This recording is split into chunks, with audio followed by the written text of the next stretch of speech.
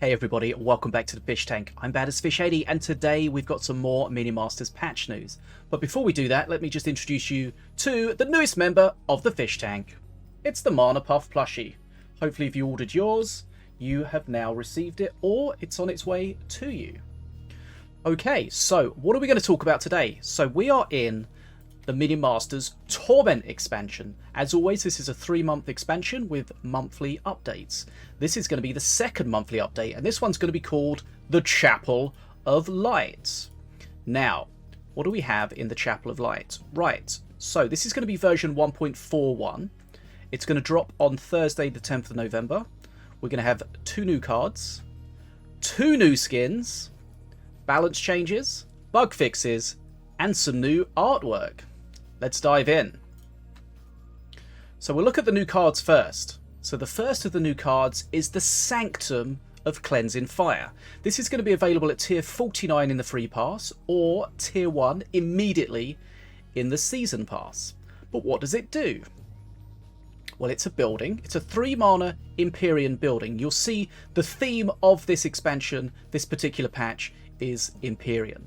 So this is going to give you an ability where every 7 seconds, the next time a friendly minion is damaged, set Holy Fire to the ground underneath it.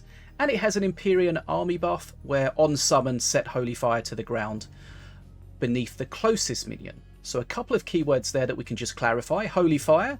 This is the Holy Fire that we see from like the Brother of the Burning Fist, where it does 75 damage or 75 healing over 5 seconds.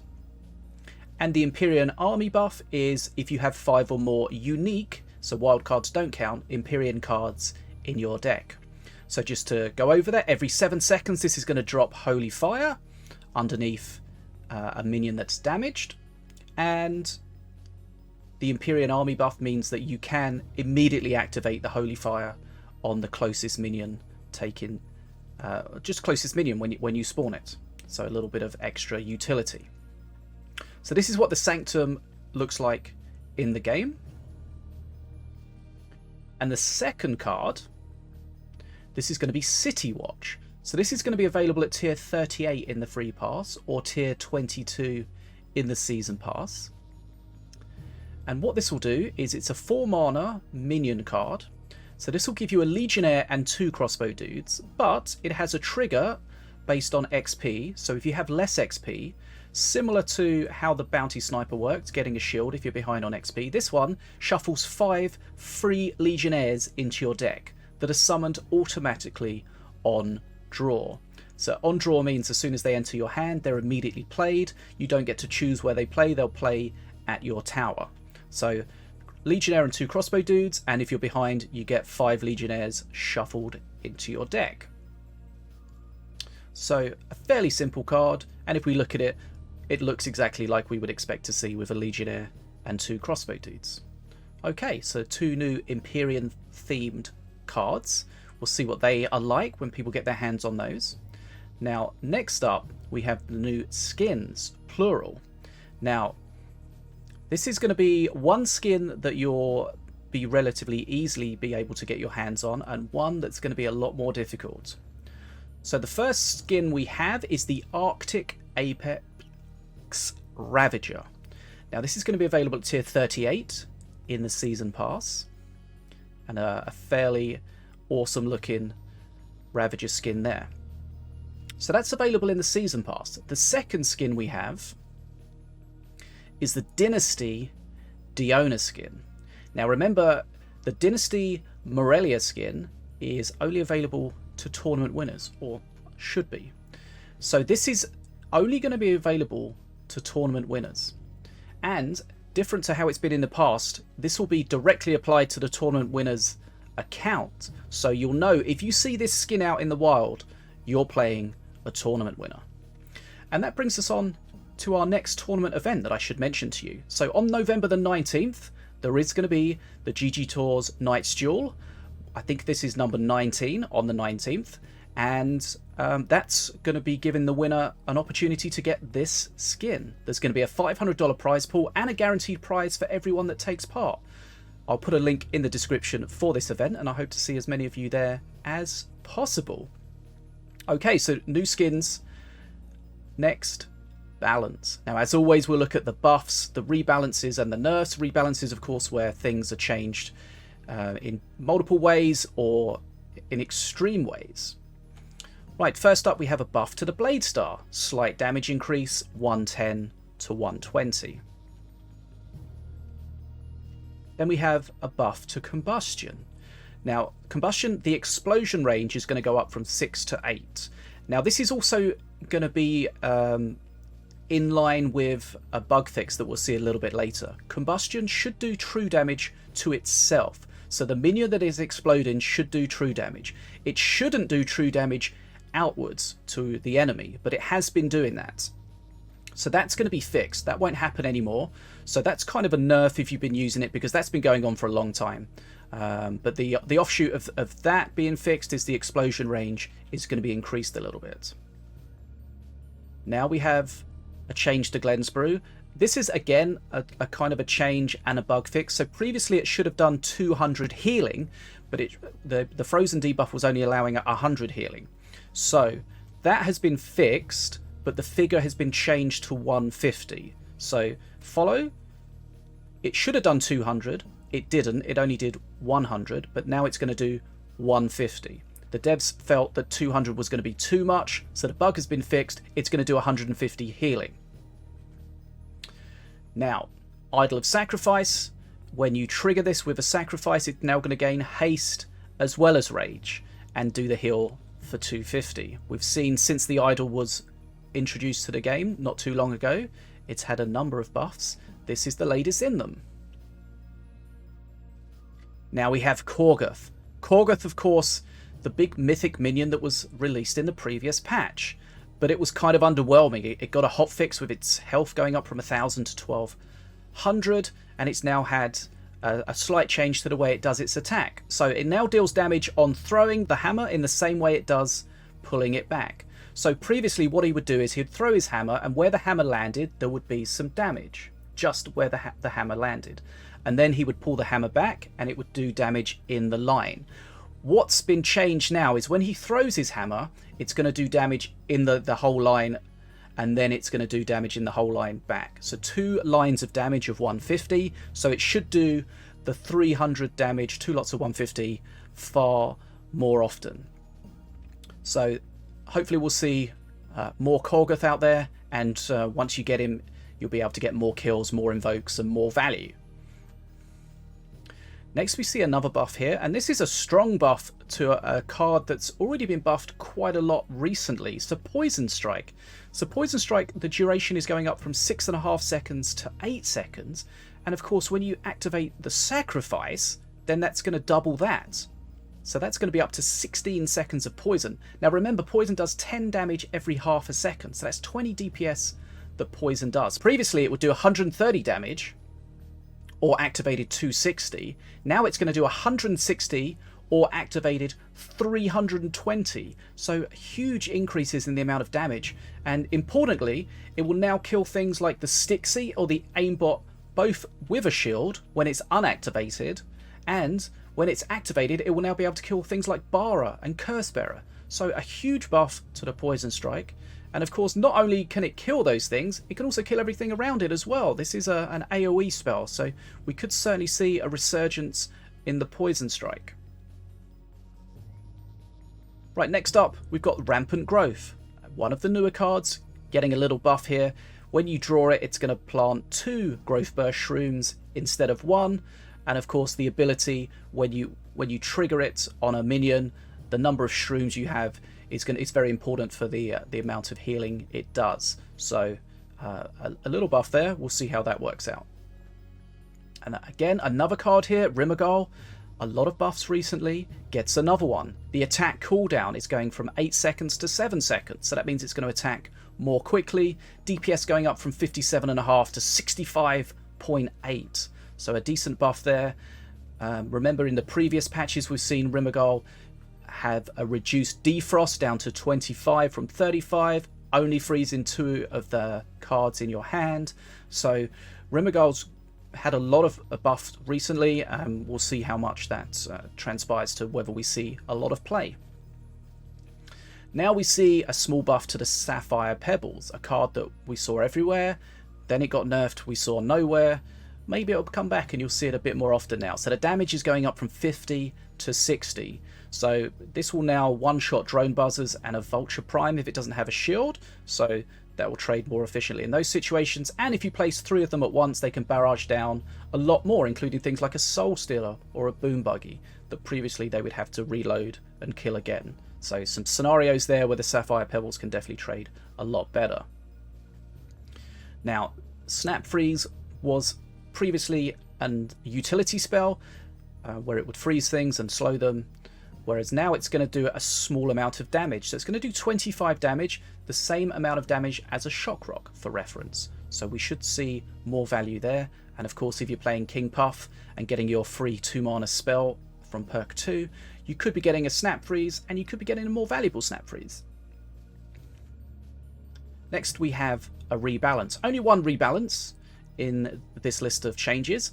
So we've got the Dragon's Nest, a card that's been rebalanced to the Moon and back. Right, the latest rebalance, we'll see how this one works out. The mana cost has been reduced from 6 to 3, but they've put a severe cap on the value you can get from it. So it spawns with 3 eggs. Every time you cast a spell, it hatches one of those eggs into a flightless dragon. If it's a 5 or more cost spell, it will be a dragon whelp instead. So basically this is 3 mana and you can get a maximum of 3 dragon whelps out of it. Will this be a healthier place for it? We'll find out. And next up we have the nerfs. So we've mentioned just briefly about the small buff to the Frost Field, the Frost Freeze for King Puff.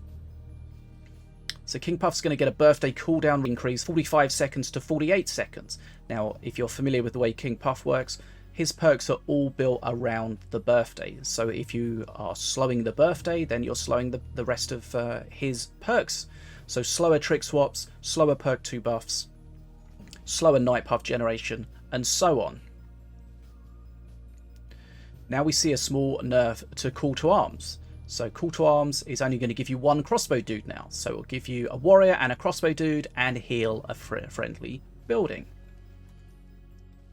Cannon Roller, we're going to see a damage reduction here from 120 to 100.